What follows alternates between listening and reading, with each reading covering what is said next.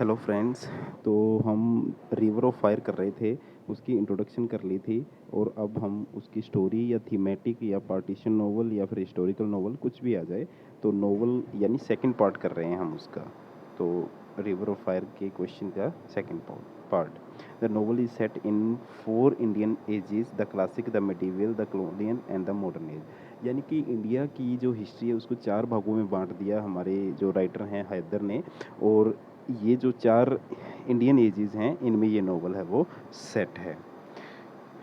और फिर अगर इसके कैरेक्टर्स की बात करें तो the novel traces the story of 4 people through time: Gautam, Champa, Kamal and Cyril. तो ये 4 कैरेक्टर हैं, हमारे मेजर कैरेक्टर्स हैं। हालांकि और भी कैरेक्टर्स हैं इस नोवेल में, लेकिन ये 4 मेजर कैरेक्टर्स हैं। इनके इर्द गिर्द ही स्टोरी घूमती है। गौतम पहले में, चंपा सेकंड में, ऐसे अलग अलग पार्ट्स में अलग अलग कैरेक्टर हैं। बोथ गौतम एंड चंपा, गौतम है वो सरस्वती यूनिवर्सिटी में एक स्टूडेंट है, और चंपा है एक टिपिकल इंडियन लेडीज़ है। और ये जो गौतम का टाइम है वो 4th सेंचुरी BCE है। ये ही बिगिन और एंड करते हैं इस नॉवल को, यानी इन दोनों कैरेक्टर्स के साथ ही नॉवल की शुरुआत होती है और इन्हीं के साथ ही एंड होता है।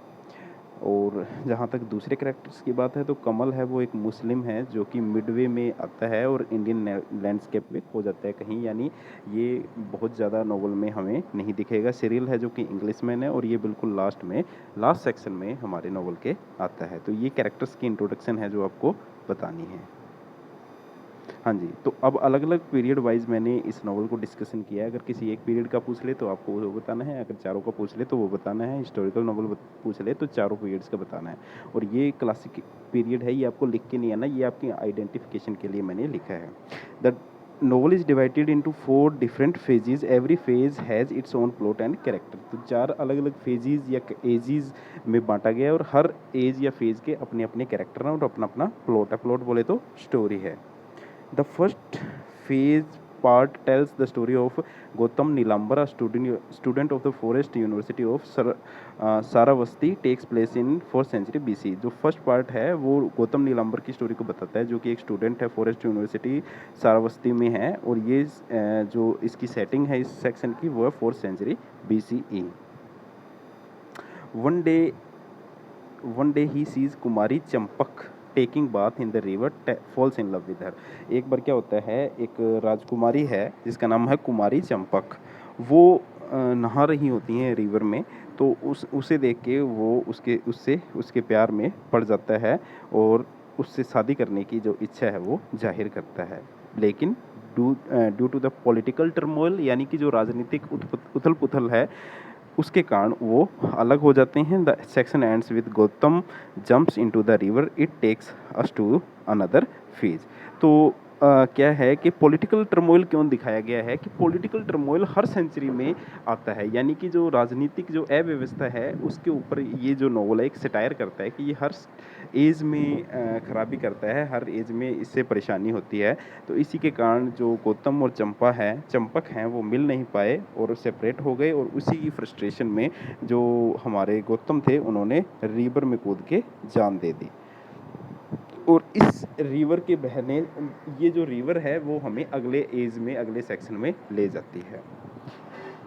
तो ये पहला सेक्शन है जहाँ पे हमें गौतम और चंपा की जो लव स्टोरी है उसके बारे में डिस्कशन करना है। उसके बाद हमारी सेकंड पीरियड आता है मेडिवल पीरियड। तो ये जो पीरियड है मेडिवल पीरियड, ये मुस्लिम इन्वेडर्स टू इंडिया, जब मुस्लिम इन्वेडर्स हैं इंडिया में आए थे तब की स्टोरी है ये। और जो हमारा मेन कैरेक्टर है उसका नाम है अबुल कमल, कमलुद्दीन भी बोलते हैं। Student goes to Jaunpur to study Sanskrit, text falls in love with Rakaiya Bano Begum. तो अबुल कमल है हमारे जो सेक्शन है, इसके मेन कैरेक्टर हैं, प्रोटैगोनिस्ट हैं। वो जौनपुर में जाते हैं संस्कृत की स्टडी करने, लेकिन वहाँ पे वो रकैया बनो बेगम के प्यार में पड़ जाते हैं।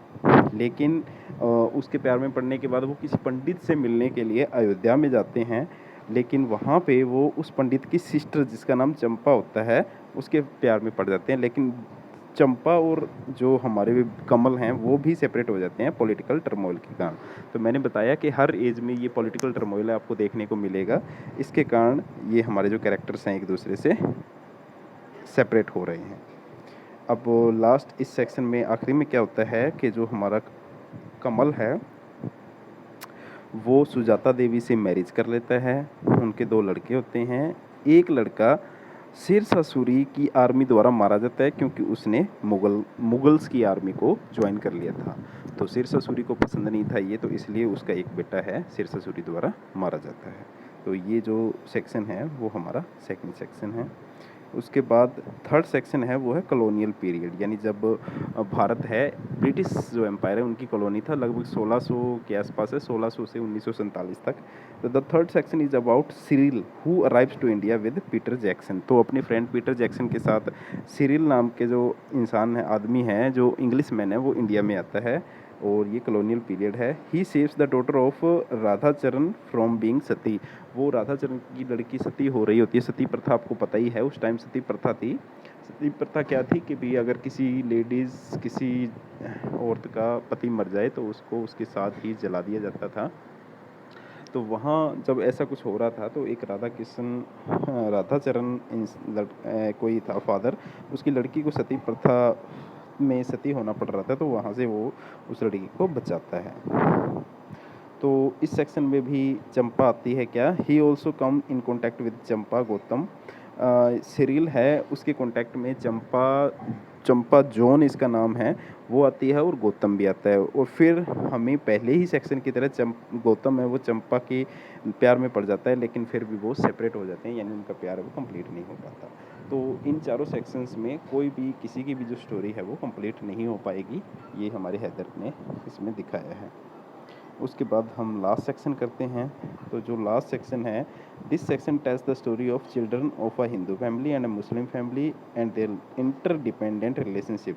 यानी इस सेक्शन में एक हिंदू फैमिली और एक मुस्लिम फैमिली की रिलेशनशिप्स, इंटरडिपेंडेंस दिखाई गई है कि कैसे एक दूसरे पे इंटरडिपेंडेंट है और वो अच्छे से पीसफुली रह रहे हैं against the backdrop of political changes happening in India.